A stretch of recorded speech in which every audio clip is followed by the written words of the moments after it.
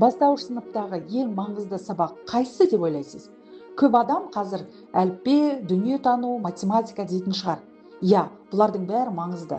Бала әріпті таниды, оқиды, жазады, есеп шығаруды үйренеді. Бірақ біз бір нәрсені мойындауымыз керек. Мектеп тек академиялық білім береді. Ал өмірде адамды жетістікке жеткізетін көп жағдайда тек академиялық білім емес, ортада өзін көрсете алатын дағдылары. Ал бала оларды көбіне үйден және ортасынан алады.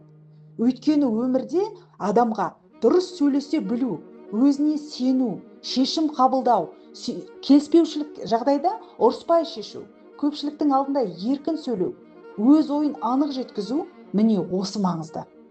Осы қабілеттер кейін оның оқуына да, жұмысына да, болашақтағы табысына да үлкен әсер етеді. Сондықтан мен ата-аналарға балабақшадағы балаларыңызға тақпақты жаттатыңыз дер едім. Тақпақ жаттау ол жай ғана өлең жаттай салу емес. Ойды жүйелеу, сөйлеу мәдениетін қалыптастыру, көпшілік алдында еркін сөйлеуге алғашқы қадам жасау. Міне, мына кел балақай жатталық жинағы дәл сіздерге қажет құрал. Себебі кітаптағы тақпақтардың шамамен 90%-ы суреттермен берілген. Бала мәтінді құр сөз ретінде емес, бейнемен байланыстырып қабылдайды. Сондықтан жаттау оған ауыр нәрсе емес, қызықты ойын сияқты болады.